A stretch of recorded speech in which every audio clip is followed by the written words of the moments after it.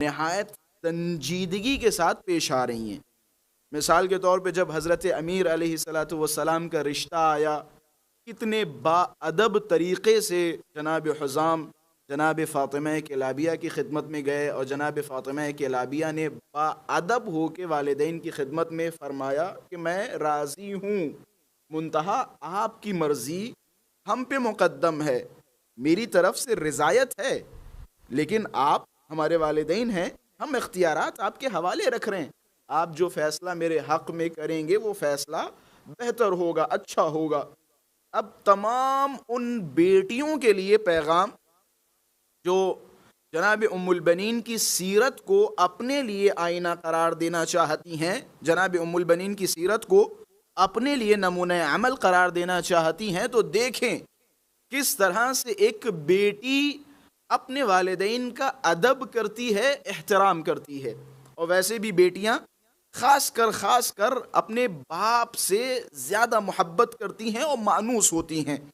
یہ آج کی جنریشن کے جہاں ظاہر سی بات ہے بہت سارے فیصلے، چاہے وہ جوان بیٹیاں ہوں یا جوان بیٹے ہوں، بغیر والدین کی اجازت کے لینے کی کوشش کرتے ہیں۔ میں ظاہر سی بات ہے دینیات کو کنارے رکھتے ہوئے میں اسی دنیا میں وہ چیزیں جو بندہ حقیر نے مشاہدہ کی، اور میں دعوے کے ساتھ اس منبر پہ بیٹھے یہ جملے کہہ سکتا ہوں، مجھے یقین ہے، اعتماد ہے اور تجربہ بھی ہے، وہ بچے کہ جو اپنے فیصلوں میں والدین کو کنارے کر دیں، وہ وقتی طور پہ خوش رہ سکتے ہیں، ہمیشہ خوش نہیں رہ سکتے۔ یہ میرا تجربہ ہے، اور میں نے ہزاروں معاملات دیکھے۔ مثال کے طور پہ والدین کی اجازت کے بغیر کسی ملک میں بیٹھے، والدین کو بتائے بغیر کوئی لڑکا پسند آ گیا یا کوئی لڑکی پسند آ گئی، کچھ بھی نہیں بتایا، کچھ بھی شیئر نہیں کیا، کوئی تعلقات چل رہے ہیں، یا مثال کے طور پہ آپ نے شادی کر لی، نکاح کر لی، وقتی طور پہ آپ خوش ہو سکتے ہیں، لیکن ہمیشہ اس شے میں خوشی حاصل نہیں کر سکتے، کیونکہ آپ کی خوشی میں آپ کے والدین شریک نہیں ہیں۔ وہ والدین شریک نہیں ہیں کہ جنہوں نے آپ کے لیے پوری عمر گوا دی۔ اللہ تبارک و تعالی اشارہ کر رہا ہے، میرے خیال سے جوان بچوں اور جوان بچیوں کے لیے اس سے اہم جملہ کوئی نہیں ہو سکتا۔ آپ کسے اپنی زندگی کے اہم فیصلے سے نکال رہے ہیں، اسے اپنی زندگی کے اہم فیصلے سے نکال رہے ہیں جس کے ایک احسان کا بدلہ آپ پوری زندگی بھر نہیں دے سکتے۔ روایات میں ہے، اور اسی طرح قرآن مجید میں اللہ تبارک و تعالی نے اشارہ کیا کہ وہ وقت جب ایک ماں بچے کو دنیا میں لاتی ہے نا، جب بچہ پیدا ہوتا ہے نا، اس وقت جو ماں ایک درد محسوس کرتی ہے، اس درد کا صلہ آپ پوری زندگی خدمت انجام دیں ادا نہیں کر سکتے۔ وہ درد جو آپ کو اس دنیا میں لاتے ہوئے ایک ماں محسوس کرتی ہے، تو اپنی زندگی کے اہم فیصلوں میں والدین کو بتائے بغیر قدم نہ اٹھائیں۔ آپ والدین کو بتائیں، اگر والدین راضی نہیں ہو رہے، آپ کے خیال سے یہ چیز صحیح ہے، تو انہیں ادب، احترام، محبت کے ذریعے، پوٹنے اور پھسلانے کے ذریعے انہیں اپنی طرف لے کے آئیں، اپنی رائے میں انہیں شامل کریں، لیکن ان کی مخالفت نہ کریں۔ یہ ان لوگوں کے لیے ہے کہ جو جناب ام البنین کو بیٹی کی شکل میں دیکھنا چاہتے ہیں۔ دیکھیں کتنی با ادب بیٹی ہے، فیصلہ رشتہ کس کا؟ امیر المؤمنین کا، امیر المؤمنین کا رشتہ، لیکن جناب ام البنین فرما رہی والد صاحب میری طرف سے ہاں ہے، اور میں نے خواب بھی دیکھا، ایسا ویسا خواب میں ہوا، باقی فیصلے آپ کے ہاتھوں میں، آپ بسم اللہ، آپ میرے حق میں غلط نہیں کریں گے۔ یہاں وہ جو بیٹیاں جناب ام البنین کو بیٹی کی شکل میں اپنے لیے نمونے عمل قرار دینا چاہتی ہیں، اسی طرح میں نے کل کی گفتگو میں وضاحت کے ساتھ بیان کیا، وہ جو ماں کی شکل میں جناب ام البنین کو دیکھنا چاہتی ہیں، کتنی با ادب ماں ہے، کیسی ماں ہے کہ جو اپنے بچوں کی اتنی بہترین تربیت کر رہی ہے، اپنے بچوں کو سکھا رہی کہ بچوں دیکھو امامت کے مقابلے میں تمہیں کتنا با ادب ہونا ہے۔ آپ دیکھیں اسی دنیا میں وہ کہ جن کی 2 شادیاں ہیں، مثال کے طور پہ ایک بیوی سے بچے ہیں، دوسری بیوی سے بچے ہیں، دوسری بیوی سے جو بچے ہیں نا، دوسری بیوی کبھی نہیں کہے گی وہ جو پہلی بیوی سے بچے ہیں وہ تمہارے بھائی نہیں ہیں، وہ تمہارے آقا ہیں، آقا تمہارے رہبر ہیں، تمہارے قائد ہیں، تمہارے امام ہیں، انہیں بھائی نہ کہنا کہ نا یا سیدی و مولائی، انہیں سید کہنا، انہیں مولا کہنا. یہ دیکھیں جناب ام البنین کی وسعت قلبی، کتنا بڑا جگر ہے. میرے خیال سے آج کی خواتین اس بات کو سمجھ سکتی ہیں، اس سے اندازہ لگا سکتی ہیں کہ جناب ام البنین کا مرتبہ اتنا زیادہ کیوں ہے. ایسے نہیں اہل بیت علیہم الصلوۃ والسلام نے جناب ام البنین کے حوالے سے اتنے فضائل و معارف بیان کیے، اور جناب ام البنین سے خاص ارادت تھی، ایک خاص محبت تھی. یہ ماں اپنے بچوں کو سکھا رہی ہے. اگر آپ کو بہترین ماں دیکھنی ہو تو جناب ام البنین کی طرف نظر ڈالیے. اب آئیے جناب، آپ کو بہترین زوجہ دیکھنی ہے، بہترین زوجہ دیکھنی ہے. آپ جناب ام البنین کی سیرت کو دیکھیں، کس طرح سے حقوق شوہر جناب ام البنین نے ادا کیے. کتنا ادب، کتنا احترام، کتنی با کمال خاتون ہے. امیر المؤمنین کے گھر میں جیسے ہی داخل ہوئی چوکھٹ کو چوم رہی ہیں. میں آپ کی زوجہ نہیں، آپ کی کنیز بن کے آئی ہوں، آپ کی خادمہ بن کے آئی ہوں. یہ جناب ام البنین کی سیرت. کس طرح سے جناب ام البنین نے حضرت امیر علیہ الصلوۃ والسلام کے سامنے اپنے آپ کو ٹوٹلی سرنڈر کیا. میں نے شاید عزائے فاطمیہ سلام اللہ علیہا کے سلسلے کی مجالس میں 2-3 باتیں عرض کی تھی. ایک زوجہ اپنے شوہر کے لیے کس طرح ہو.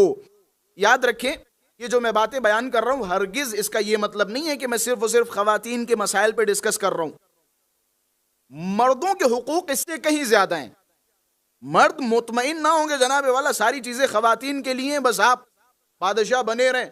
آپ نے سن لی قرآن مجید کی آیت کریمہ، الرجال قوامون علی النساء، مرد عورتوں کے اوپر حاکم ہے. بس اسی ذوب میں آ کے آپ جناب والا ساری چیزیں اپنے کنٹرول میں کر لیں. ایسا نہیں ہے، ایسا نہیں. تالیاں 2 ہاتھوں سے بجتی ہیں، ایک ہاتھ سے تالی نہیں بجتی ہے. میں اگر خواتین کے حقوق بیان کر رہا ہوں تو اس کا ہرگز یہ مطلب نہیں ہے، ہرگز یہ مطلب نہیں ہے کہ آپ لوگ بے فکر ہو جائیں اور کہہ دیں کہ جناب والا جو کچھ فتنہ و فساد ہے وہ خواتین کی وجہ سے. ایسا نہیں ہے، ایسا نہیں ہے. میں ہزاروں کیسز میں دیکھتا ہوں کہ جناب والا خاتون بہت پرہیزگار ہے، بہت مذہبی ہے، لیکن اس کی قسمت خراب، اسے شوہر جس حساب کا ملنا چاہیے نہیں ملتا. شوہر مثال کے طور پہ مختلف نشوں میں مبتلا ہے، گھر میں آ رہا ہے گالیاں دے رہا ہے، بدتمیزی کر رہا ہے، خاتون کے اوپر ہاتھ اٹھا رہا ہے. جناب کس نے آپ کو اجازت دی؟ کسی باپ نے اپنے جگر کا ٹکڑا آپ کو دیا مارنے کے لیے؟ کسی باپ نے اپنی سانسیں آپ کو دی اسے ڈانٹنے کے لیے، اسے تکلیف دینے کے لیے؟ عورت ایک پھول ہے، پھول. یہ معصومین علیہ الصلوۃ والسلام فرما رہے ہیں عورت ایک پھول کی طرح ہے. آپ اس کے ساتھ محبت سے پیش آئیں، پھر دیکھیں خاتون آپ پہ قربان ہو جائے گی. اللہ نے خاتون کے دل کو بہت نرم بنایا ہے. یہی وجہ ہے، رسول گرامی سے بھی روایات میں ہے، اور اسی طرح سے اہل بیت علیہم الصلوۃ والسلام نے بھی فرمایا کہ آپ اپنی زوجہ کے پاس جائیے، غصہ ہو، آپ سے نفرت کر رہی ہو، آپ سے ناراض ہو، روایت کا لفظ ہے، بعینہ ہی میں آپ حضرات کی خدمت میں بیان کر رہا ہوں. خاتون آپ سے ناراض ہو، کیونکہ اللہ نے عورت کے دل کو بہت نرم بنایا ہے. آپ اس کے ساتھ محبت سے پیش آئیں، آپ اس کے ساتھ نرمی سے پیش آئیں. خاتون آپ پہ قربان ہو جائے گی، فدا ہو جائے گی. آپ کی زوجہ آپ کے نام کی تسبیح پڑھے گی، آپ کا ہاتھ چومے گی. پھر دیکھیے کتنے بہترین کھانے بن کے آتے، 50 اور 60 kg سے ڈائریکٹ 100 kg پہ پہنچ جائیں گے. آپ بہترین کھانا آپ کو ملے گا، گھر میں رسپیکٹ ملے گی. لیکن آپ اپنے کیریکٹر کو اچھا بنائیے. اہل بیت علیہم الصلوۃ والسلام نے فرمایا اپنی بیویوں کے پاس جاؤ، اپنی زوجہ کے پاس جاؤ اور کہو انی احبک، میں تم سے پیار کرتا ہوں. یہ 2025 کی بات نہیں ہے جناب، 1400 ہجری، 1400 سال بعد کی باتیں نہیں ہیں. قبل از ہجرت یہ باتیں ہیں، 1400 سال پرانی باتیں ہیں. انی احبک، میں تم سے پیار کرتا ہوں. اب اسی کا ترجمہ آپ انگلش میں کر لیجئے، اردو میں کر لیجئے، انی احبک، میں تم سے پیار کرتا ہوں. یہ شوہر کی ذمہ داریوں میں سے ایک ذمہ داری ہے کہ وہ اپنی زوجہ کے سامنے اظہار کرے. زوجہ کے سامنے بات ہو رہی ہے، ادھر ادھر اپنا ذہن نہ لے کے جائیں. زوجہ سے کہیں انی احبک، میں آپ سے پیار کرتا ہوں. یہ خواتین کے حقوق ہیں جو آپ کی گردن پہ ہیں. معذرت چاہ رہا ہوں، میں اس طرح کی باتیں کر رہا ہوں. ایک صلوات پڑھیں محمد والے محمد کی ذات پر.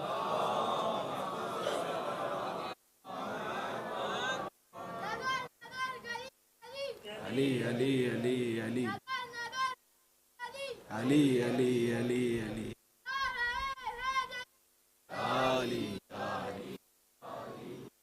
حق ہے. آپ کیوں اتنا خوش ہوئے؟ صلوات پڑھے محمد والے محمد کی ذات پر.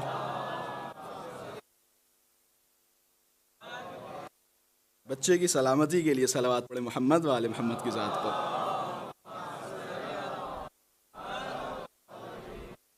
خلاصہ یہ ہے کہ جناب والا جس طرح سے خواتین کے حقوق ہیں اسی طرح شوہروں کے بھی حقوق ہیں. جس طرح انسان چاہتا ہے کہ خاتون اچھی ہو، اسی طرح خاتون بھی چاہتی ہے کہ شوہر اچھا ہو. جس طرح سے خاتون کے لیے میں نے بیان کیا کہ جناب والا ان کے لیے نمونہ عمل جناب ام البنین کی ذات ہے، تو آپ کے لیے بھی نمونہ عمل حضرت امیر المؤمنین کی ذات ہے. آپ کے لیے بھی نمونہ عمل حضرت امام حسین، حضرت امام حسن مجتبی ہیں. آپ کے لیے نمونہ عمل ہونا چاہیے کس طرح سے اپنی زوجہ کے ساتھ تعامل فرما رہے ہیں. آپ کے لیے نمونہ عمل رسول گرامی کی ذات ہونی چاہیے، کیسے کیسے رسول گرامی نے اپنی زندگی بسر کی. آپ کے لیے نمونہ عمل ہونی چاہیے. خلاصہ آپ نے جناب ام البنین کو چاروں طرف سے محسوس کیا، ہر پیکر میں جناب ام البنین. اب جب بات آ گئی ہے تو دو چار روایات بھی آپ حضرات کو سناتا چلوں. ایک صلوات پڑھیں محمد والے محمد کی ذات پر.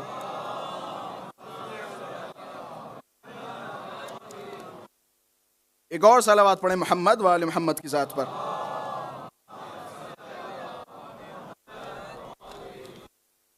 آپ کا فرض ہے، آپ پر لازم و ضروری ہے کہ آپ اپنی زوجہ کے ساتھ اچھا سلوک کریں. ظاہر سی بات ہے میں 2-4 دنوں سے خواتین کے مسائل بیان کر رہا ہوں. خواتین کی بھی شکایت ہوگی، اور جیسا کہ میرے پاس 1-2 شکایتیں آئیں بھی، سوشل میڈیا پہ 1-2 میسیجز آئے کہ قبلہ صاحب ہم آپ کو سن رہے ہیں، آپ مسلسل خواتین کے لیے تو مسائل بیان کر رہے ہیں. یہ جو مرد اتنے بدتمیز ہوتے ہیں بعض اوقات، یہ مرد جو اتنی گھروں میں گالیاں دیتے ہیں، نشے کر کر کے آتے ہیں، پوری رات گھروں سے غائب رہتے ہیں، 2 دن اور 3 دن کے لیے گھومنے چلے جاتے ہیں، ہم تو گھر میں بیٹھے ہوئے. انہیں ہر چیز کی اجازت ہے. ہم ذرا سا ایک قدم بھی باہر نکال دیں تو ہمارے اوپر بڑی پابندیاں ہوتی ہیں. تو میں ان ماں بہنوں کی خدمت میں ہاتھوں کو جوڑ کے کہوں گا، ہرگز ایسا نہیں ہے. اگر آپ کے لیے پابندیاں ہیں تو مرد آزاد نہیں ہے. اگر وہ آپ کی شوہریت میں ہے، آپ کا شوہر ہے، اگر آپ کے لیے یہ ضروری ہے کہ آپ کسی نامحرم کی طرف نظر نہ اٹھائیں، اسی طرح شوہر کو حق نہیں ہے کہ جناب والا کیونکہ آپ مرد ہیں تو کسی کو بھی چیک آؤٹ کر سکتے ہیں، کسی کو دیکھ سکتے ہیں. ہرگز ایسا نہیں ہے، ہرگز ایسا نہیں ہے. جہاں خاتون گھر کے باہر نہیں نکل سکتی مثال کے طور پہ بغیر شوہر کی اجازت کے، اور کسی نامحرم سے تعلق نہیں رکھ سکتی، بات نہیں کر سکتی، تو آپ جناب والا یہ مت سوچیں کہ جناب پابندیاں ان کے لیے، ہمیں کوئی مسئلہ نہیں ہے کیونکہ ہم مرد ہیں، کیونکہ ہم مرد ہیں. ایسا ہرگز نہیں ہے. آپ کے تعلق آپ کی زوجہ کے ساتھ اچھے ہونے چاہیے. انسان کی پہچان، یہ میرے والد صاحب کا جملہ ہے. میں بعض اوقات دیکھتا ہوں، ظاہر سی بات ہے گھر کی کہانیاں ہیں، گھروں میں دیکھتا ہوں تو تھوڑا سا شوہر کا پلڑا نیچے ہو جاتا ہے، ہلکا پڑ جاتا ہے، خاتون بعض اوقات بھاری پڑتی ہے. تو میں والد صاحب سے یہ بات کہتا ہوں تو والد صاحب عرض کرتی، جملہ یقین کریں کاش اس چیز کو میں سمجھ جاؤں کہ خواتین سے ڈرنا شریف مردوں کی پہچان ہے. یہ شریف مردوں کی پہچان ہے. شریف ہے، اچھا مرد ہے، ٹھیک ہے، ہر جگہ آپ کی چلتی ہے، ہر جگہ آپ کی چلتی ہے. گھر میں اگر خاتون کی چل رہی تو کوئی مسئلہ نہیں ہے، آپ اسے انجوائے کیجئے. آپ کہیے کہ جناب والا ہمارے گھر میں یہی باس ہے، ان کے بغیر کوئی فیصلے نہیں ہوتے، اس میں کوئی قباحت نہیں. آپ عورت کو اچھا مرتبہ دے رہے ہیں، اچھی عزت دے رہے ہیں، عورت آپ سے مزید محبت کرے گی. آپ کے تعلقات اگر زوجہ کے ساتھ بہتر ہیں. رسول گرامی صلی اللہ علیہ وآلہ وسلم نے فرمایا، اللہم صلی علی محمد وآل محمد، اکمل المؤمنین ایمانا احسنہم خلقا. آپ دیکھنا چاہتے ہیں کہ مؤمنین میں سب سے بہترین ایمان کس کا ہے، تو دیکھیں ان میں سے اخلاق کس کا اچھا ہے. جس کا جتنا زیادہ اچھا اخلاق ہوگا اس کا اتنا ہی بلند و بالا ایمان ہوگا. وَأَلْطَفُهُمْ بِأَهْلِ. اگر اخلاق دیکھنا چاہ رہے ہیں نا کس کا اچھا ہے، تو یہ دیکھیں کہ ان میں سے گھر میں اچھا کون ہے.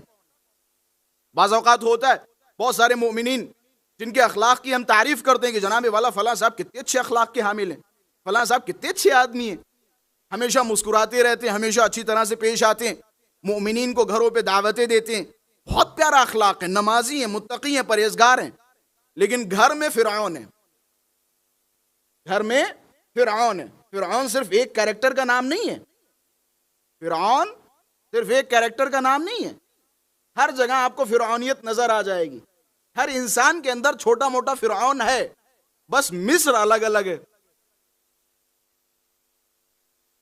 فرعون ظلم کرتا تھا اس مصر پہ، لیکن مردوں کے اندر ایک چھوٹا چھوٹا سا فرعون ہے، مصر مختلف ہے، کسی کا مصر ان کی اولاد ہے، اولاد کو ستا رہے ہیں، کسی کا مصر والدین ہے، کسی کا مصر بیچارے چھوٹے موٹے بھائی ہیں، کسی کا مصر رشتہ دار ہیں، کسی کا مصر زوجہ ہے۔ ہر انسان کہیں نہ کہیں تھوڑا بوڑا کسی نہ کسی کے ساتھ زیادتی کرتا ہے، ظلم کرتا ہے، تو خلاصہ نہ فرعون بنے اور نہ اپنا کوئی مصر بنائے۔ اچھا انسان وہ ہے کہ جس کا اخلاق اچھا ہو، ایک اخلاق اچھا اس کا ہے کہ جس کا اخلاق گھر میں اچھا ہو، بھائیوں کے ساتھ اچھا اخلاق ہو، بہنوں کے ساتھ اچھا اخلاق ہو، زوجہ کے ساتھ اچھا اخلاق ہو، رشتہ داروں کے ساتھ اچھا اخلاق ہو۔ آپ باہر اخلاق کے مظاہرے کرتے رہیے، پتہ چلے گھر میں آپ سے بڑا کوئی بدتمیز نہیں ہے، آپ گھر میں ماں بہن کی گالیاں دے رہے ہیں، گندی گندی اور بھدی بھدی گالیاں دے رہے ہیں، باہر آپ خاک شفا کا پتلا بنے گھوم رہے ہیں۔ گھر میں اخلاق اچھا ہونا چاہیے۔ رحم اللہ عبدا احسن فیما بینہ و بین زوجتہ، اللہ اس بندے پہ رحمت نازل فرمائے۔ چھٹے امام دعا کر رہے ہیں، اللہ اس بندے پہ رحمت نازل کرے جو اپنے اور زوجہ کے درمیان تعلقات اچھے رکھتا ہو، تعلقات اچھے رکھتا ہو۔ سب سے زیادہ آپ سے قریب کون ہے؟ میں کہتا ہوں والدین سے زیادہ قریب آپ کے لیے آپ کی زوجہ ہے۔ غلط کہہ رہا ہوں؟ زوجہ کے لیے اس کے ماں باپ سے زیادہ قریب آپ کا شوہر ہے۔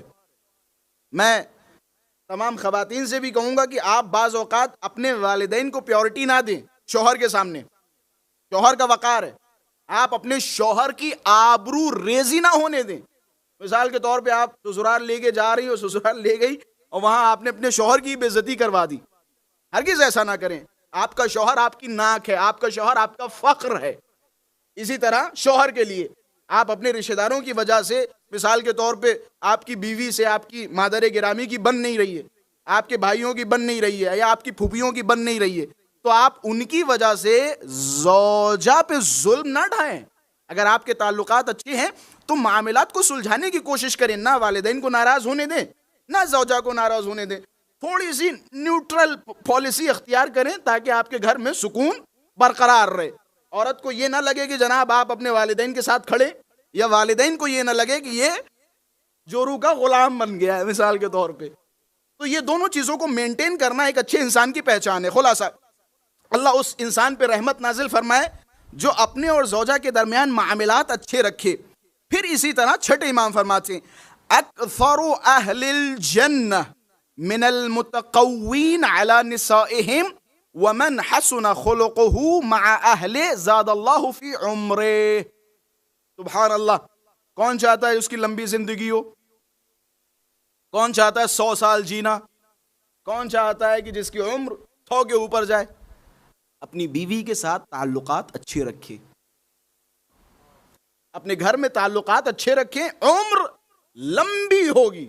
2 وجہوں سے عمر لمبی ہوگی، ایک تو اہل بیت علیہم الصلوۃ والسلام نے ضمانت دی ہے، دوسری عمر اس لیے بھی لمبی ہوگی، ظاہر سی بات ہے جب تعلقات اچھے ہوں گے تو ٹینشن کم ہوگی۔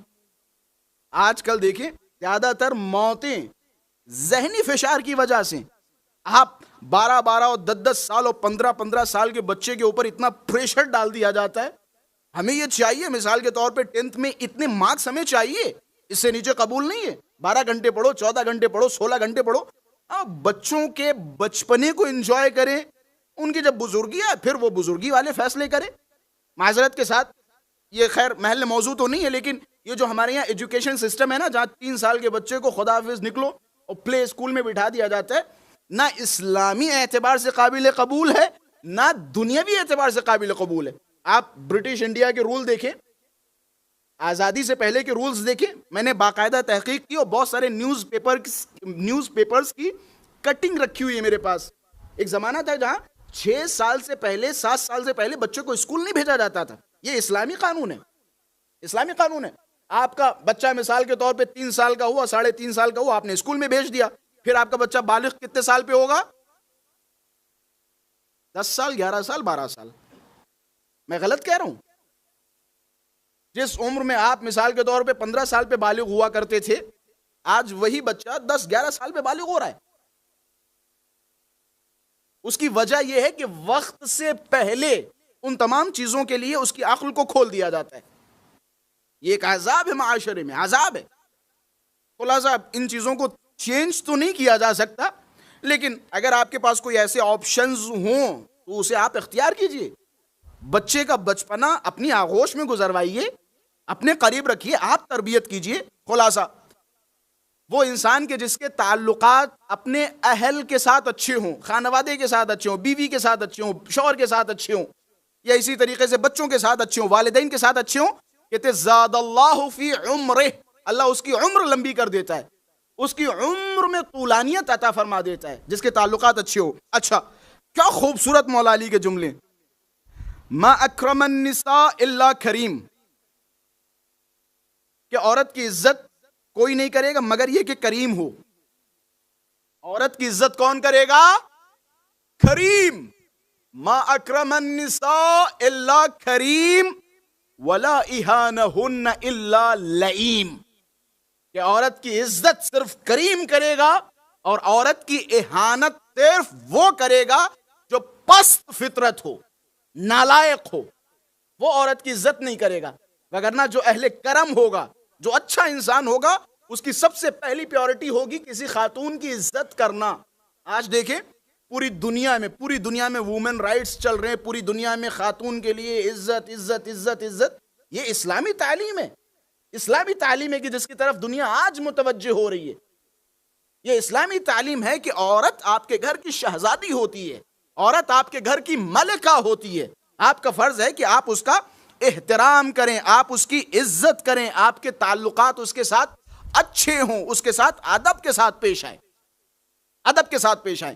میں نے 2-3 دن پہلے ظاہر سی بات ہے ازدواج کے حوالے سے گفتگو کی، شادی کے حوالے سے گفتگو کی، جلدی شادی کی تاکید کی کہ جناب والا آپ جلدی شادی کریں بچوں کی. یہ تمام باتیں ہوئیں.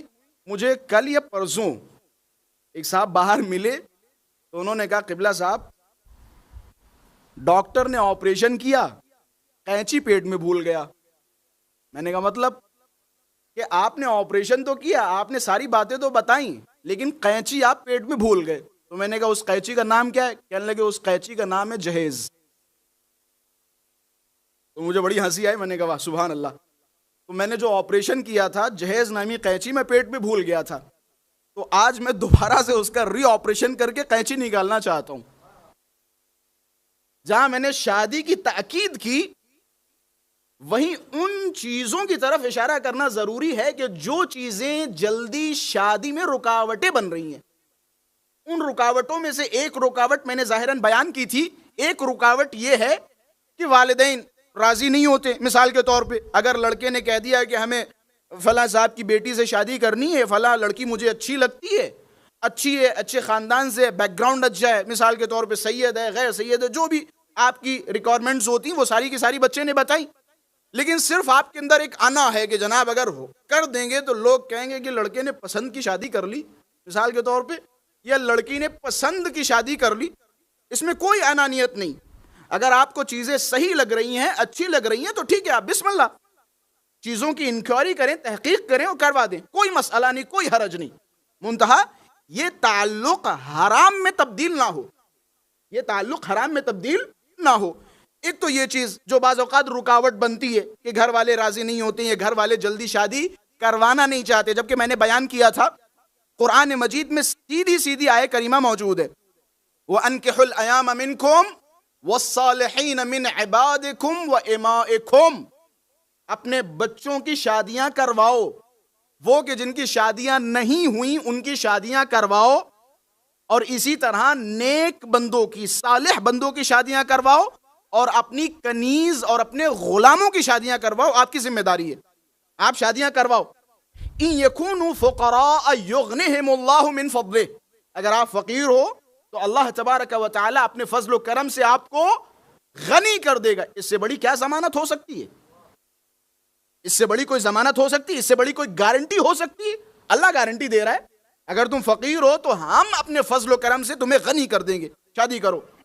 اسی طرح رسول گرامی نے فرمایا من ترک التزویج مخافت الایلا، جو بھی ازدواج کو ترک کرے، شادی کو ترک کرے صرف اس ڈر سے کہ جناب بچہ چھوٹا ہے، 20 سال کا 21 سال کا، کیا کھلائے گا، کیا پلائے گا، کیا رکھے گا، کیا کرے گا، چھوٹے چھوٹے گھومیں گے مثال کے طور پہ، یہ کیسے سروائیو کر پائیں گے؟ اگر اس علت، اس وجہ سے کوئی انسان کسی کی شادی نہ کرے، یا لڑکا اس وجہ سے شادی نہ کرے، روایت کا لفظ ہے فقد اساء الظن باللہ، گویا اس نے اللہ پر سوء ظن باندھ دیا ہے، یعنی اللہ کے بارے میں اس کے غلط خیالات ہیں، اللہ کے بارے میں برا سوچ رہا ہے. کیسا برا سوچ رہا ہے بھائی؟ اس سے برا کیا ہو سکتا ہے کہ اللہ کہہ رہا ہے ان یکونوا فقراء یغنہم اللہ من فضلہ، اگر تم فقیر ہو اللہ گارنٹی دے رہا ہے. ابھی مثال کے طور پہ میں کسی معاملے میں گارنٹی دے دوں نا تو بڑی جلدی یقین ہو رہا ہے مولوی صاحب نے گارنٹی دی ہے. ہاں، مولوی صاحب کی گارنٹی پہ آپ کو اتنا بھروسہ ہے؟ کسی عام انسان کی گارنٹی پہ آپ کو اتنا بھروسہ ہے؟ اگر کوئی انسان کہہ دے کہ جاؤ جناب 6 مہینے کے بعد تمہاری جاب پکی ہے، آپ کو پتا ہے کہ فلاں صاحب کسی کمپنی کے مالک ہیں، تو آپ کو یقین ہو جائے گا 100%، اور اسی حساب سے آپ خرچے کریں گے، ہم آ جاؤ پارٹی شارٹی دیتے، 6 مہینے کے بعد جاب تو پکی ہے. اس انسان پہ آپ کو یقین ہے، بھروسہ ہے. لیکن اللہ اتنی بڑی ضمانت دے رہا ہے، جناب باتوں کو سمجھ رہے ہیں؟ اتنی بڑی ضمانت دے رہا ہے، اگر تم فقیر ہو تو ہم تمہیں اپنے فضل و کرم سے غنی کر دیں گے، بے نیاز کر دیں گے، بے نیاز کر دیں گے، تم شادی کرو. اچھا، اس میں بھی ایک شے جو رکاوٹ بنتی بعض اوقات، وہ رکاوٹ ہے جہیز، جہیز کی رکاوٹ. شادی کو جتنا ہلکا کریں گے، جتنا آسان بنائیں گے، معاشرے میں فتنہ و فساد اور فحاشی اتنی کم ہوگی. شادی کو ہلکا کیجیے. شادی دیر سے ہونے کی ایک وجہ ہے جہیز. جہیز کائنڈ آف لعنت ہے ایک انسان کے لیے، مرد کے لیے. سارے مرد یہاں تشریف فرمائیں. ایک لعنت ہے انسان کے لیے. انسان سوال کرے کہ جناب ہمیں یہ چاہیے، ہمیں وہ چاہیے، ہم نے اپنے لڑکے کو ڈاکٹر بنایا ہے تو ہمیں اس کی اوقات کے حساب سے چاہیے. یہ انسان کے گلے میں جوتے کا ہار ہے، اور کچھ کہوں؟ جوتے کا ہار ہے. انسان کھڑا ہے، ایک باپ اپنے جگر کا ٹکڑا دے رہا ہے، تم اس سے اس کے ساتھ یہ بھی مانگ رہے ہو، وہ بھی مانگ رہے ہو. ٹھیک ہے، الٹا کر دیجئے جناب، الٹا کر دیجئے. بیٹی گھر پہ رہے گی، تم ودا ہو کے آ جاؤ، فری میں آ جاؤ، ہم تمہیں رکھیں گے، آ جاؤ ودا ہو کے. انسان خاتون کو، ایک باپ کے ٹکڑے کو، یہاں پہ ماشاءاللہ سے سارے والدین تشریف فرمائیں. باپ زیادہ محبت کس سے کرتا ہے، بیٹی سے یا بیٹے سے؟ صاحبان اولاد تشریف فرمائیں. جگر کا ٹکڑا جب باپ اپنی بیٹی کو ودا کرتا ہے نا، چیخ چیخ کے، چلا چلا کے روتا ہے، ایسے روتا ہے کہ جیسے گھر سے کوئی میت نکل رہی ہو. وہ باپ اپنے جگر کے ٹکڑے کو بھی دے رہا ہے، ساتھ میں آپ کو کھانے کے لیے، پینے کے لیے، پہننے کے لیے بیڈ، بستر اور نوی فلا فلا فلا، وہ بھی آپ مطالبہ کر رہے ہیں. ٹھیک ہے، اپنی مرضی سے ایک باپ اپنی خوشی میں دے سکتا ہے، اس کو اختیار ہے. باپ اپنی بیٹی کے لیے کچھ بھی دے سکتا ہے، وہ گاڑی دے، گھر دے، زمینیں دے، کچھ بھی دے، کوئی مسئلہ نہیں ہے. لیکن جہیز کا معاشرے میں ماحول نہ بنایا جائے. ماحول کیسے؟ مثال کے طور پہ آپ سوال نہ کریں، کسی طرح کی جہیز کی ڈیمانڈ نہ ہو، آپ کی ڈیمانڈ نہ ہو. ڈیمانڈ ضروری نہیں کہ زبان کے ذریعے ہو، ڈیمانڈ اشاروں میں ہوتی ہے. ہم چنتے ہی ایسا ہے کہ جہاں ہمیں یقین ہو کہ یہاں کا لفافہ مضبوط ہے. مثال کے طور پہ آپ اگر ماشاءاللہ سے مجھے 2 4 5 10 لوگ دکھائیں جو ویل ٹو ڈو ہیں، جن کے پاس بہترین جابز ہیں، بہترین کمپنیز ہیں، بہترین فیکٹریاں ہیں، مثال کے طور پہ سب کچھ ہے ان کے پاس، مجھے دکھائیے بہت غریب گھر میں جا کے شادی کر لی ہو. آپ کہیں گے جناب ہم نے مانگا نہیں. ہم بھی کہہ رہے ہیں آپ نے نہیں مانگا, لیکن کہیں نہ کہیں آپ کی نیت اس چیز کی طرف تھی, وگرنہ کیا غریبوں میں آپ کو خوبصورت اور خوبصیرت خاتون نہیں نظر آئیں گی؟ اگر واقعاً آپ کے لیے ایک خاتون معیار تھی تو خوبصورت نظر نہیں آئیں گی؟ بے شک نظر آئیں گی. لیکن آپ کو جہیز چاہیے, یہ فطرت بنتی چلی جا رہی ہے.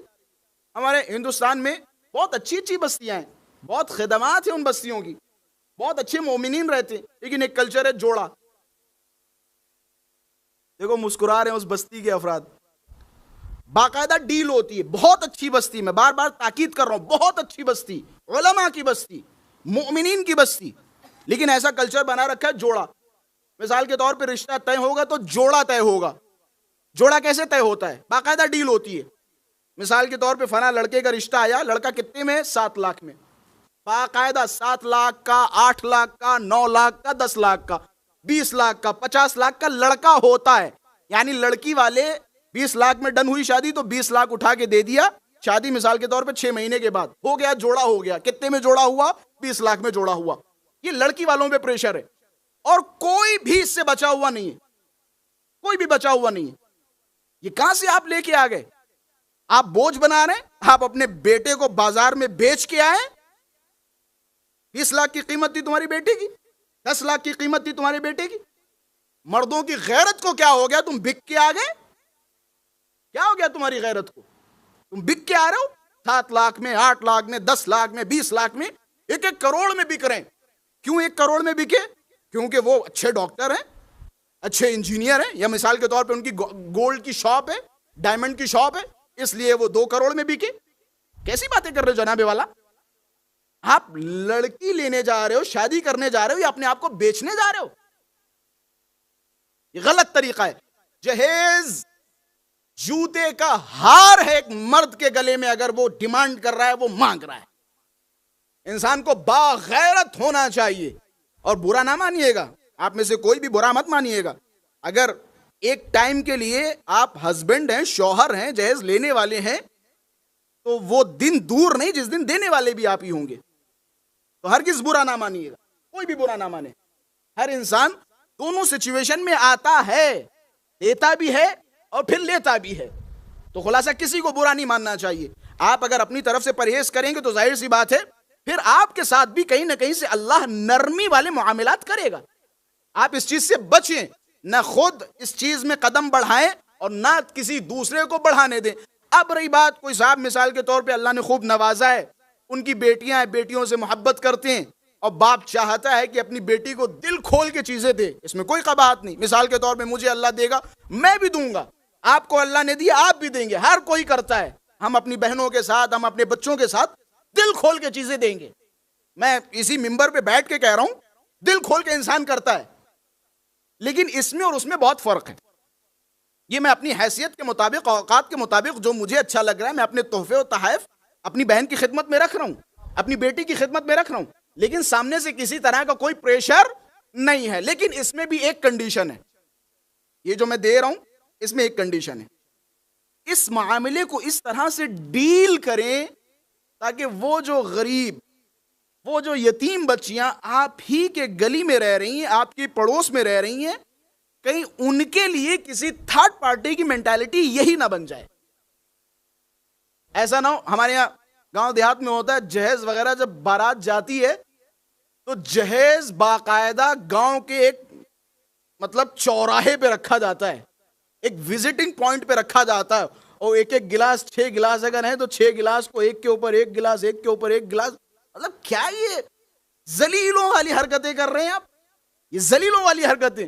گلاس, کٹوری اور نمی چمچ تک اگر 100 چمچ ہے تو 100 چمچ لٹکائے رکھتے ہیں. یہ دیکھو ہم دے رہے ہیں, وہ ایک بھکاری بیچارہ آ رہا ہے, تھوڑی دیر کے بعد گھوڑے پہ سوار ہو کے اسے دیں گے. کیا نظام بنا رکھا ہے آپ نے؟ کیسا نظام بنا رکھا ہے؟ آپ کو اگر دینا بھی ہے, آپ اپنی بچی کو دے دیں, ٹھیک ہے, شادی آپ نے کر دی, 10 دن کے بعد دھیرے دھیرے ان کے گھر پہ سامان آپ نے پہنچوا دیا. یہ شادی سے پہلے کسی کو پتا بھی نہیں چلا, آپ نے جو بھی ضروریات کے سامان ہے دھیرے دھیرے ایسا لگے کہ انسان نے اپنے آپ سے خرید کے گھر میں بنایا, لیکن 10 لوگوں کو دکھانا ہے, میاں تم نے کتنے کا دیا؟ بس 20 لاکھ کا. ہم نے 50 لاکھ کا اپنی بیٹی کو دیا ہے. گاؤں میں اگر ایک شادی ہوتی ہے تو پورے گاؤں کو پتا چل جاتا ہے کہ اس لڑکیوں کو کتنے تولے سونا ملا ہے، کتنے تولے چاندی ملا، ہار کتنے تولے کا ہے، مثال کے طور پہ وہ کانوں والے، وہ ناک والے، وہ پتہ نہیں کیا سے کیا، کتنے تولے کو کیسا کیسا ہے، ایک ایک بچے کو پتا ہوتا ہے۔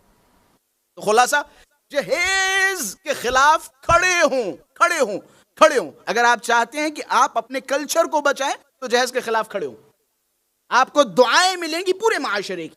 آپ ابتدا کیجئے، آپ پہل کیجئے، انشاءاللہ اللہ آپ کے ساتھ آسانیاں فرمائے گا۔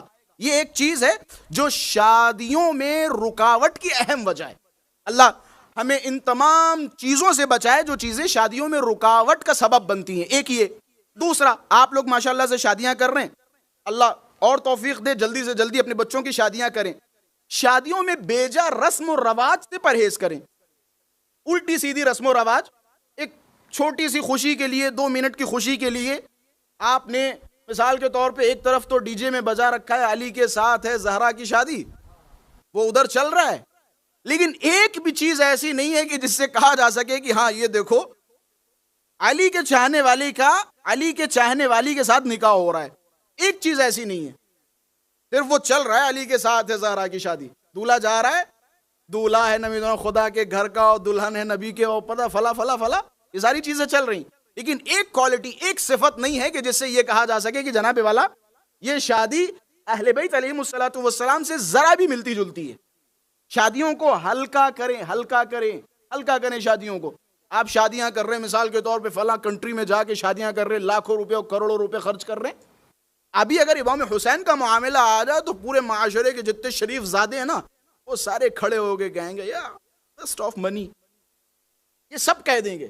ابھی ذرا مجلس ہو جائے، مجلس میں مثال کے طور پہ دال کی جگہ پلاؤ بٹ جائے، مجلس میں دال کی جگہ اچھا کھانا کوئی تقسیم کر دیا جائے، پھر سب چلانے لگیں گے، چیخنے لگیں گے جناب والا یہ دیکھو مجلسوں میں اتنا خرچہ ہو رہا ہے، قوم کے بچوں پہ خرچہ کیا جائے، قوم کی ایجوکیشن پہ خرچہ کیا جائے، رشتہ داروں پہ خرچہ کیا جائے، ہاسپٹلز پہ خرچے کیے جائیں، میڈیکل پہ خرچہ کیا جائے، مجلسوں پہ اسراف کر رہے ہیں، یہ دیکھو 4 مجلسیں رکھوا رہے ہیں، عشرے کروا رہے ہیں، 10 مجلسیں، اور 10 مجلسوں میں 10 دن تبرک بٹوا رہے ہیں۔ کیا ضرورت ہے؟ روز آ رہے ہیں لوگ، کھا پی کے چلے جا رہے ہیں، مجلسیں سن رہے ہیں چلے جا رہے ہیں، یہ کروا رہے ہیں، وہ کروا رہے ہیں، یہ پرچم لگوا رہے ہیں، وہ بینرز لگوا رہے ہیں۔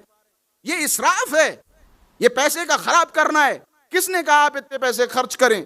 یہ کہتے ہوئے آپ کو نظر آ جائیں گے، لیکن یہ جملے وہی کہتے ہیں اور انہیں وہی نظر آتا ہے جنہیں اپنے گھروں کی شادیاں نظر نہ آتی ہوں۔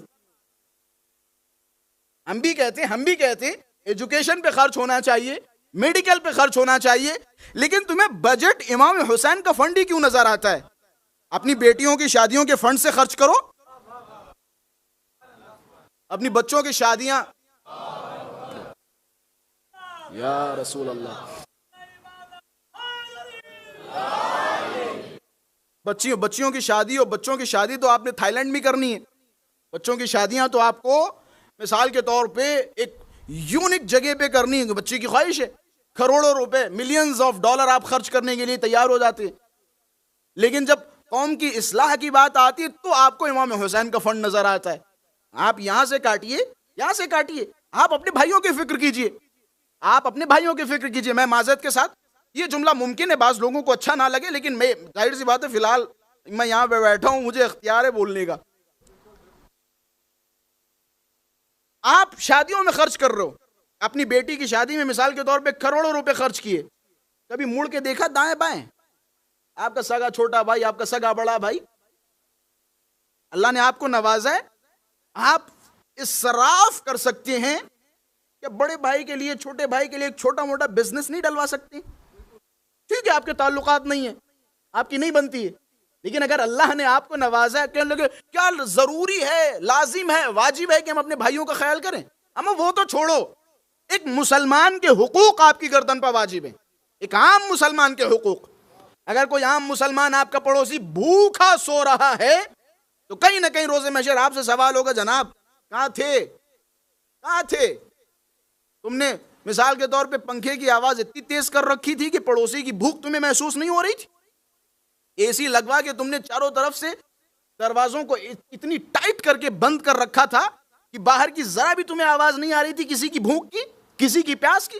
وہ تم سے سوال کیا جائے گا، بھائی تو دور کی بات ہے، کسی ایک عالم دین نے امام زمانہ سے ملنے کے لیے چلا کھینچا، کئی طریقوں سے مناجات کی کہ امام زمانہ سے ملاقات ہو جائے، امام زمانہ سے ملاقات ہو جائے۔ ہمارے یہاں روایات ہیں کہ موسم حج میں حضرت حجت حج کے لیے تشریف لاتے ہیں، خانہ کعبہ کے اطراف ہوتے ہیں، تو عالم دین ہر سال حج پہ جاتے تھے، 18-20 حج کیے ایک نیت کے ساتھ کہ امام زمانہ سے ملاقات ہو جائے، امام زمانہ کا دیدار ہو جائے۔ سالوں تک امام زمانہ سے ملاقات نہیں ہوئی، خواب دیکھا کہ تمہیں پتہ ہے کہ امام زمانہ سے تمہاری ملاقات کیوں نہیں ہوئی؟ مولا کس لیے؟ کہ تمہارا فلاں رشتہ دار فلاں علاقے میں رہتا ہے، برسوں ہو گئے تم نے اس سے اس کا حال نہیں پوچھا، تم نے صلہ رحمی نہیں کی، تم نے نہیں پوچھا کہ جناب ٹھیک ٹھاک ہو، طبیعت صحت کیسی ہے آپ کی، تم نے نہیں پوچھا، لہٰذا تم اس لائق نہیں کہ میں تم سے ملاقات کروں۔ یعنی ایک رشتہ دار کا آپ کی گردن پہ یہ حق بنتا ہے۔ آپ مثال کے طور پہ اچھے ملکوں میں رہ رہے ہیں، آپ فائنینشلی اسٹرانگ ہیں، کچھ نہیں، ضروری نہیں کہ آپ کسی کو کچھ پیسہ دیں تبھی آپ کا رشتہ دار آپ سے راضی ہو جائے، خوش ہو جائے۔ آپ کم سے کم ان کا حال تو لیں، حال لیں، ان سے پوچھیں تو صحیح۔ اس میں کوئی بے عزتی نہیں ہے کہ آپ یہاں سے کہیں کہ جناب وہ بھی تو فون کر سکتا تھا، آپ فون کریں۔ جھکتا کون ہے؟ پھلدار درخت جھکتا ہے، پھلدار درخت جھکتا ہے۔ اور گاؤں دیہات میں ہوتا ہے تھوڑا بہت، انسان احساس کمتری کی وجہ سے کبھی کبھی انسان آپ سے بات کرنا نہیں چاہتا ہے، لیکن جس دن آپ ایک سلام کر دے تو پھر بعد میں آپ کو اندازہ ہوگا ہاں یہ تو محبت کرنے والا آدمی ہے۔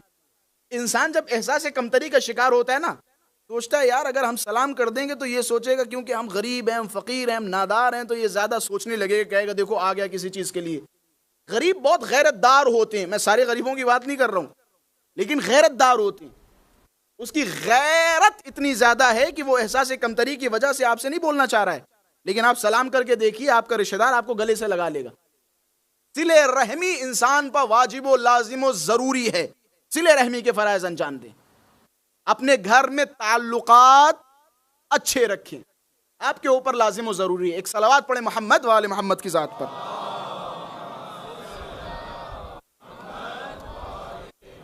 بس میں یہ آخری نقطہ بیان کرتا چلوں، میرے خیال سے ٹائم بھی ہو چلا ہے۔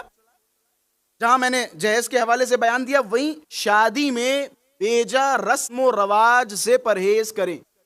خواہ مخواہ کی رسمیں 7 دن پہلے، 8 دن پہلے اور 10 دن پہلے سے تیاریاں شروع، 10 دن پہلے کی یہ رسم ہے، 6 دن پہلے کی یہ رسم ہے، گھڑے یہاں جائیں گے اور یہ ہلدی لگے گی اور یہ پھلدی لگے گی۔ یہ ساری کی ساری رسم و رواج کوئی قباحت نہیں، ان میں سے بہت ساری رسمیں ایسی ہیں جو شرعی اعتبار سے حرام نہیں ہیں۔ میں نہیں کہہ رہا ہوں کہ آپ نہ کیجئے، لیکن جہاں آپ کو خود یہ محسوس ہو کہ یہ فالتو اخراجات ہیں، وقت کا خراب کرنا، ان سے پرہیز کریں۔ فالتو اخراجات یا وہ جو حرام کام ہیں ان سے پرہیز کریں۔ خوشیاں منائیں لیکن حرام خوشیوں سے پرہیز کریں۔ جب جناب سیدہ سلام اللہ علیہا کی شادی ہو رہی تھی نا، اللہم صلی علی محمد و آل محمد، حضرت سیدہ سلام اللہ علیہا کی شادی کے وقت یہ اشارہ ہے رسموں کے خلاف، یہ جو رائج رسمیں ہیں یہ ان کی طرف رسول گرامی اشارہ فرما رہے ہیں۔ شادیوں میں جتنی آپ حلال رسموں کے ساتھ نکاح کریں گے، نکاح ایک پاکیزہ رشتہ ہے، آپ ایک خوبصورت زندگی کی طرف بڑھ رہے ہیں، آپ ایک اچھی لائف کی طرف بڑھ رہے ہیں۔ کیا آپ چاہیں گے کہ آپ کا ایک اچھا قدم حرام کاموں کے ذریعے سے ہو؟ حلال کاموں کے ذریعے سے قدم بڑھائیے، بسم اللہ کہیے۔ آپ مثال کے طور پہ نکاح کر کے گھر پہ لے جائیے، نمازیں پڑھیے، دعائیں پڑھیے، لوگوں میں ایک اچھا ماحول ہو، خوشیاں منائیے، مسکرائیے، شعر و شاعری کہیے، میں کہتا ہوں غزلیات کہیے، ٹھیک ہے۔ لیکن آپ مثال کے طور پہ فلاں ڈی جے اور فلاں پاپ سنگر اور یہ اور وہ فلاں فلاں فلاں، ان تمام چیزوں سے پرہیز کیجیے۔ رسول گرامی نے جب جناب سیدہ سلام اللہ علیہا کو دلہن بنایا، تیار کیا، گھر میں تشریف فرما تھی، امر النبی بنات عبد المطلب ونساء المہاجرین والانصار، رسول اللہ نے عبد المطلب کی بیٹیوں کو بلایا، انصار و مہاجرین کی عورتوں کو بلایا، ان سے کہا بسم اللہ ان یمضین فی صحبت فاطمہ، رسول اللہ نے فرمایا کہ یہ خواتین جائیں، کہاں جائیں؟ دلہن کے پاس، جناب سیدہ سلام اللہ علیہا کے پاس، وَأَن يَفْرَحْنَا، خوشیاں منائیں، خوش ہوں، مسکرائیں، مزاح کریں، مزاح کریں۔ مزاح مومن کی علامت ہے، آج کی زبان میں ہم کہہ سکتے ہیں جوک ووک جو بھی ہوتے ہیں آپ کیجئے، مذاق کیجئے. مثال کے طور پہ دلہن کے پاس جب دلہن کی سہیلیاں بیٹھتی ہیں تو دولہے کی کھچائی کرتی ہیں کہ تمہارا دولہا ایسا ہے، تمہارا ویسا ہوگا، یہ ہوگا وہ ہوگا، اس طرح کی مذاق کر رہی ہیں. بس یہ ہے کہ گندے الفاظ میں مذاق نہ ہو، گندی چیزوں کی طرف اشارے نہ ہوں. وَأَن يَفْرَحْنَا وَيَرْجُزْنَا وَيَكْبِرْنَا وَيَحْمِدْنَا وَلَا يَقُلْنَا مَا لَا يَرْضَ اللَّهُ. خوشیاں منائیں، خوش ہوں، شعر و شاعری کریں، رجز پڑھیں، شعر و شاعری کریں. اسی طرح اللہ تبارک و تعالیٰ کی تکبیر کریں، اللہ کی بزرگی بیان کریں، اللہ کی حمد و ثنا کریں. بیٹھی مثال کے طور پہ دلہن بیٹھی، دلہن اللہ کا شکر ادا کر رہی ہے کہ اللہ تبارک و تعالیٰ نے اچھے وقت پہ میری شادی کر دی، اچھے والدین دیے، والدین نے بڑی عزت کے ساتھ مجھے گھر سے ودا کیا، والدین نے بہت سارے تحفے و تحائف دیے، والدین نے فلاں زمین مجھے دے دی، اللہ کا لاکھ لاکھ شکر. والدین نے اچھا رشتہ میرے لیے تلاش کیا یا اچھا شوہر مجھے ملا. اللہ تبارک و تعالیٰ کی حمد کریں. پھر حضرت نے کیا فرمایا؟ وَلَا يَقُلْنَا مَا لَا يَرْضَ اللَّهُ. اور وہ باتیں نہ کریں یا ان کاموں کو نہ کریں کہ جن کاموں سے اللہ راضی نہیں ہوتا. ان چیزوں سے پرہیز کریں. تو شادیوں میں پرہیز کن چیزوں سے کرنا ہے؟ ان چیزوں سے پرہیز کہ جن چیزوں سے اللہ راضی نہیں ہوتا ہے. اگر آپ نے اس طرح کی چیزوں کو انجام دیا تو پھر وہ مولا کا جملہ نظر آئے گا فَأَنْتَ مِنْ شِيعَتِنَا. تم میرے شیعوں میں سے ہو. جب کوئی آیا نا امام سے سوال کرنے کہ مولا انا من شیعتکم، میں آپ کے شیعوں میں سے ہوں. حضرت نے کہا اچھا تم میرے شیعوں میں سے ہو؟ کہ نہیں تم شیعوں میں سے نہیں ہوں. کہ مولا پھر آپ کا شیعہ کون ہوگا؟ مولا نے فرمایا اگر تم وہ کام کرو کہ جس کام کا میں نے تمہیں حکم دیا اور ان چیزوں سے رکو عما زجرناک، جن چیزوں سے ہم نے تمہیں روکا، فأنت من شیعتنا، تو تم اس صورت میں ہمارے شیعوں میں سے ہو. میں نے مثال کے طور پہ تمہیں حکم دیا نماز پڑھو، روزے رکھو، یہ کرو وہ کرو، کسی کو پریشان نہ کرو، کسی کا دل نہ دکھاؤ، تم اس کا الٹا کر رہے ہو. مثال کے طور پہ راتوں میں گاڑیاں لے کے ادھر ادھر عیاشیوں کے لیے گھوم رہے ہو. مثال کے طور پہ یہاں جا رہے ہو وہاں جا رہے ہو، غلط چیزوں میں ملوث ہو رہے ہو. اہل بیت نے روکا ان چیزوں سے. حضرت نے فرمایا اس صورت میں تم میرے شیعوں میں سے نہیں ہو. اگر پرہیز کر رہے ہو تو انت من شیعتنا، تو تم میرے شیعوں میں سے ہو. اچھا اگر واجبات پہ عمل نہیں کیا اور برے کام بھی کر رہے، یعنی وہ چیزیں کہ جن کا اہل بیت نے حکم دیا وہ کر نہیں رہے، اور وہ چیزیں کہ جن سے اہل بیت نے روکا وہ دھنا دھن کر رہے ہو، تو حضرت نے فرمایا اس صورت میں پتہ ہے تمہارا حال کیا ہے؟ اگر تم عمل نہیں کر رہے ہو، مخالفت کر رہے ہو اور دعویٰ بھی کر رہے ہو کہ انا من شیعتکم، تو حضرت نے فرمایا اس صورت میں تمہارے دو گناہ ہیں.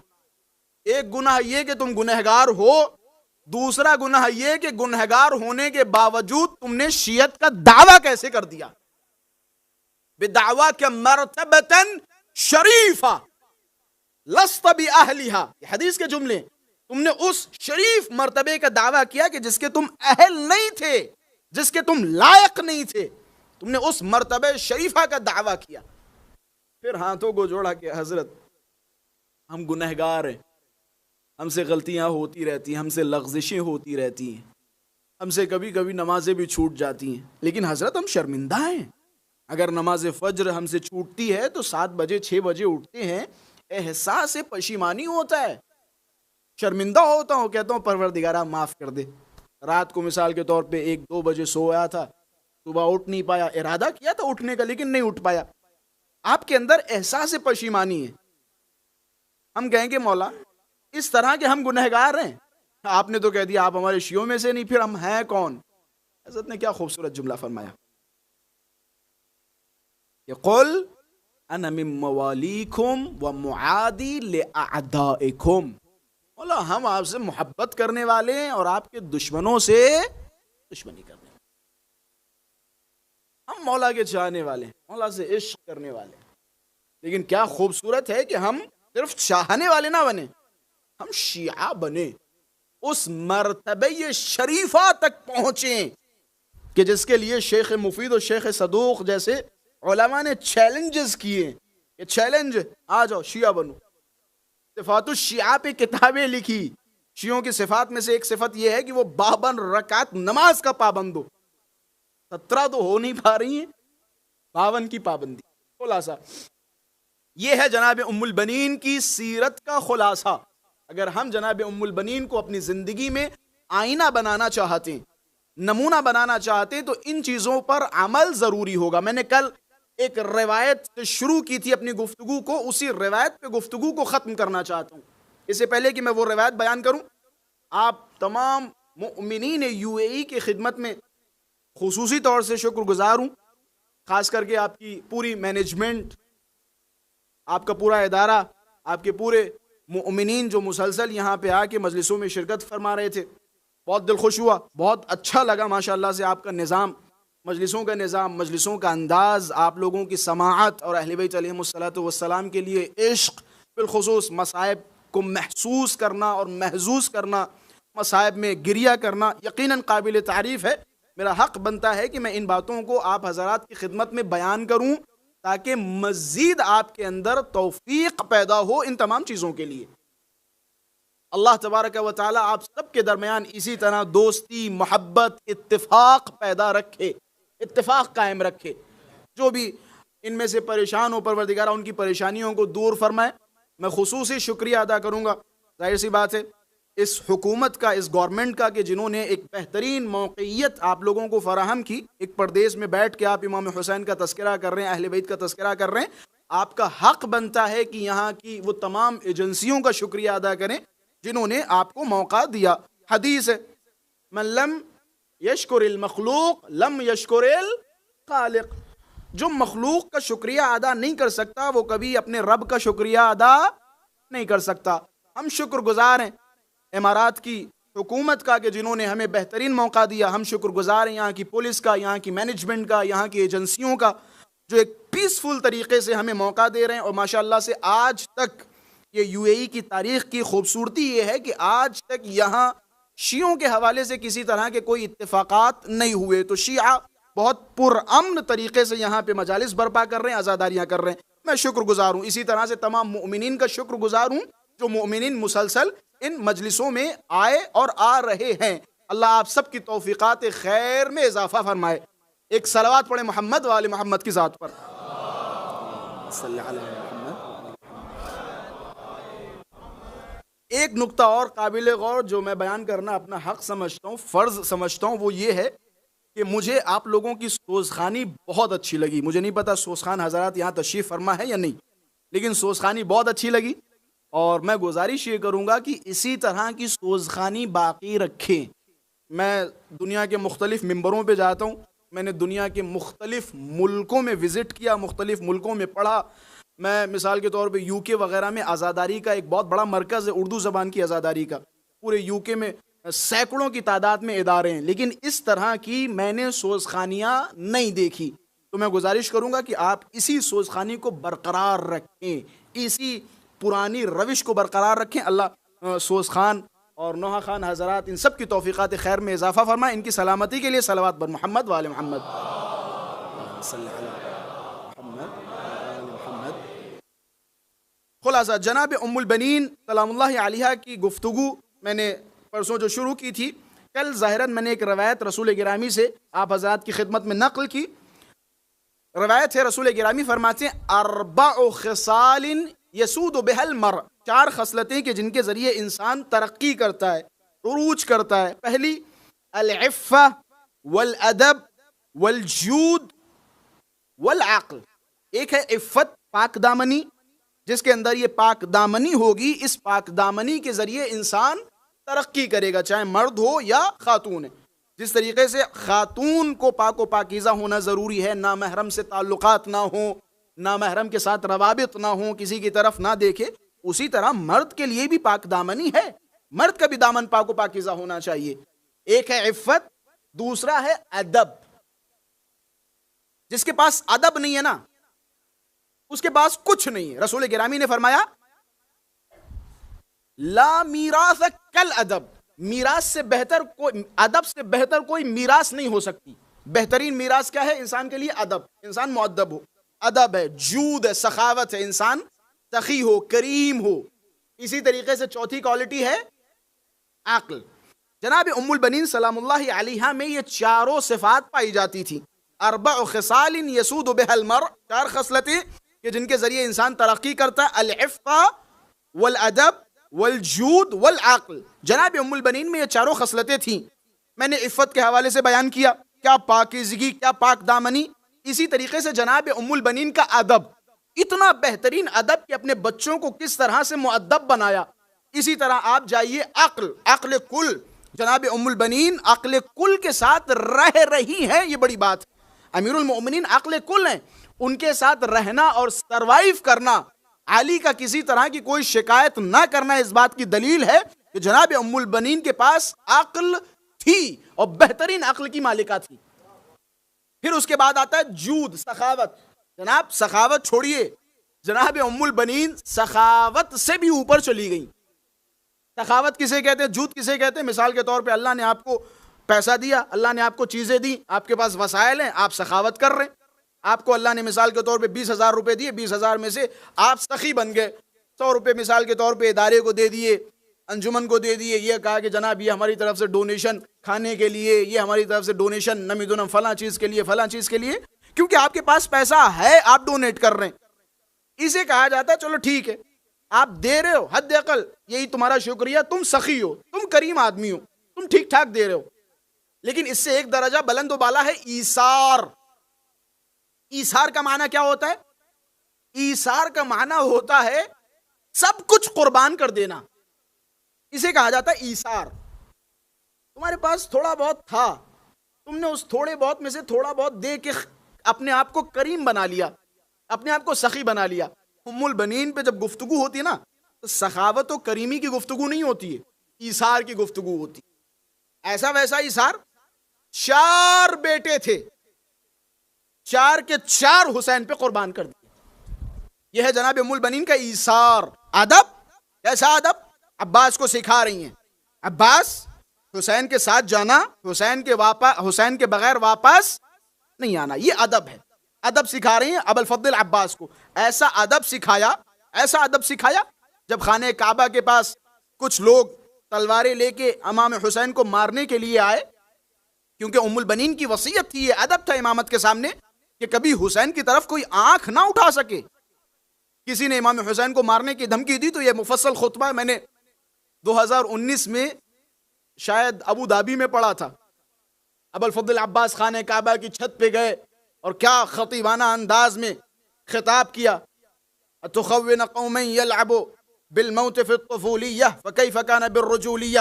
تم اسے ڈرا رہے ہو، اس قوم کو ڈرا رہے ہو جس قوم نے موت کو بچپن میں بازیچہ بنایا ہو، جس نے بچپن میں موت کو کھلونا بنایا ہو. تم اسے موت سے ڈرا رہے ہو. ذرا سوچو، جس نے بچپن میں موت کو کھلونا بنایا ہو، فکیف کان بالرجولیہ، بھری جوانی میں عالم کیا ہوگا؟ اب تو ہم جوان ہیں، اب کیا عالم ہوگا؟ یہ مفصل خطبہ. خلاصہ وقت نہیں ہے جو میں خطبے کے جملات بیان کروں. آخری جملہ ادب ہے یہ ابو الفضل عباس کا، کہ جب تک عباس زندہ ہے کسی میں مجال نہیں جو حسین کی طرف نظر اٹھا کے دیکھے. اسی خطبے کا جملہ کہ تم لوگ اسی فتنے میں مبتلا ہو رہے ہو جس فتنے میں قریش مبتلا ہوئے. قریش بارہا رسول گرامی کو مارنے کی کوشش کرتے تھے. رسول گرامی کے لیے کسی ایک نشیب میں بیٹھ جاتے تھے اور کہتے تھے یہاں سے رسول گزریں گے، ہم رسول کو مار دیں گے. ہمیشہ مارنے کی کوشش کرتے رہے لیکن رسول کو مار نہیں سکے. کیوں؟ کیونکہ علی زندہ تھے. کہ ذرا سوچو، جب تک میرا بابا علی زندہ رہا کسی میں مجال نہیں تھی جو رسول کو مار سکے.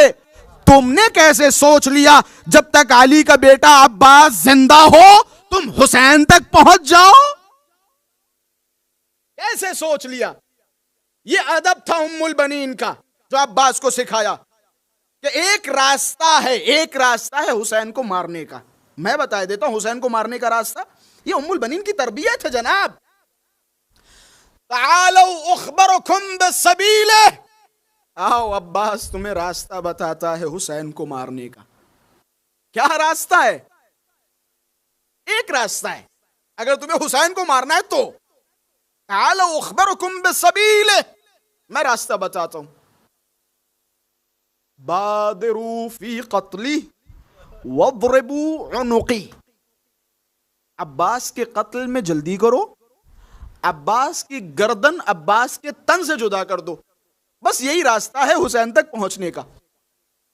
جب تک عباس زندہ رہے گا کسی میں مجال نہیں جو حسین کی طرف نظر اٹھا کے دیکھے، کسی میں مجال نہیں. ایسے نہیں امام حسین فرما رہے ہیں علی الدنیا بعدک العفا، اے عباس تیرے بعد اس دنیا پہ خاک ہو، خاک ہو. بہت بڑا سہارا تھے ابوالفضل عباس حسین کے لیے. پوری کربلا کی اس جنگ میں امام حسین نے سارے لاشوں کو اٹھایا، لیکن وہ کیفیت جو عباس کے لاشے پہ تھی وہ کیفیت کسی لاشے پہ نہیں تھی. ایک جملہ آپ نے ہمیشہ سنا، امام حسین کو جیسے ہی خبر ملی نا عباس گھوڑے سے گرے، مولا نے ایک جملہ فرمایا الان انکسر ظہری، عباس تیرے جانے سے حسین کی کمر ٹوٹ گئی. اس کا آپ لفظی معنی نہ لیجئے، عربی ممالک میں رہتے ہیں لفظی معنی نہیں ہے، یہ ایک محاورہ ہے. جب کسی انسان کا سب کچھ تباہ و برباد ہو جائے پھر انسان کہتا ہے اب میری کمر ٹوٹ گئی. یعنی حسین کے لیے عباس سب کچھ تھے، سب کچھ تھے. عباس تیرے بعد حسین کی کمر ٹوٹ گئی. کہ دو مقام ایسے تھے جہاں حسین کا چہرے پر ایک اظہار شکستگی یا آثار شکستگی نمودار ہوئے. پوری تاریخ کربلا میں دو مقام تھے. اصغر کا لاشا ہاتھوں میں لیا، انا للہ و انا الیہ راجعون کہتے رہے، لیکن حسین اتنا پریشان نہیں ہوئے. اکبر کے کلیجے سے برچھی نکالی، حسین اتنا پریشان نہیں ہوئے. لیکن دو مقام ایسے تھے جہاں حسین کے چہرے پر آثار شکستگی نمودار ہوئے. ایک جب حبیب ابن مظاہر نے آواز دی اے میرے آقا، اے میرے مولا، بچپن کا دوست حبیب اس دنیا سے جا رہا ہے. حسین لاشے حبیب پہ پہنچے، گالوں کو سہلایا، اے حبیب کیا حسین کو عالم غربت میں اکیلا چھوڑ کے چلے جاؤ گے؟ ایک یہ مقام. دوسرا مقام جب عباس گھوڑے سے گرے، آواز دی، آخری سلام، حسین دوڑے، جملہ فرمایا اے عباس تیرے جانے سے حسین کی کمر ٹوٹ گئی. اللہ آپ کو صبر دے، کوئی غم نہ دے سوائے غم مظلوم کربلا کے. یہ ام البنین کی تربیت تھی. جب بشیر مدینہ پہنچا آواز دی الا یا اہل یثرب لا مقام لکم، اے مدینے والو اب یہ مدینہ رہنے کے لائق نہیں رہا. کربلا میں حسین کو مار دیا گیا. ایک ضعیفہ عصے کا سہارا لیتے ہوئے بشیر کے پاس پہنچی. اے بشیر کس حسین کی بات کر رہا ہے؟ شہزادی علی کے بیٹے حسین کی بات کر رہا ہوں، زہرا کے لاڈلے حسین کی بات کر رہا ہوں. شہزادی تڑپ گئی، زمین پہ گر گئی. جب شہزادی اٹھی نا کہ ایک بات بتا، میں کیسے مان لوں کہ حسین کو کسی نے قتل کر دیا ہو جبکہ میرا بیٹا عباس حسین کے ساتھ ہو؟ بشیر کیسی باتیں کر رہا ہے؟ میرا بیٹا عباس حسین کے ساتھ. تب بشیر نے ہاتھوں کو جوڑا کہ شہزادی معاف کرنا، جب تک آپ کا بیٹا عباس زندہ رہا کسی میں مجال نہ تھی حسین کی طرف آنکھ اٹھانے کی، لیکن شہزادی آپ کے بیٹے عباس کو مار دیا گیا. کہ بشیر میں کیسے مان لوں کہ میرے بیٹے کو اتنی آسانی سے مار دیا گیا ہو؟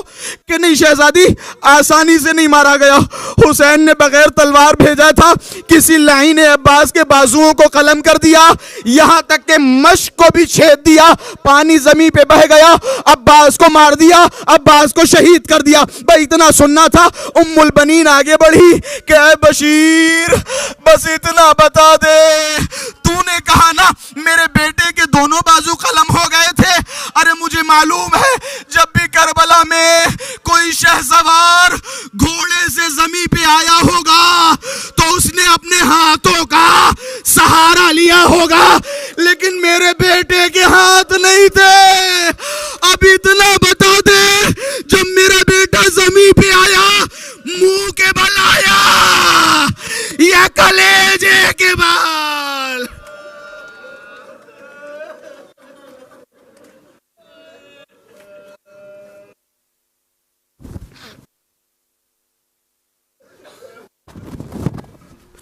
لعنت اللہ علی القوم الظالمین. انا للہ و انا الیہ راجعون.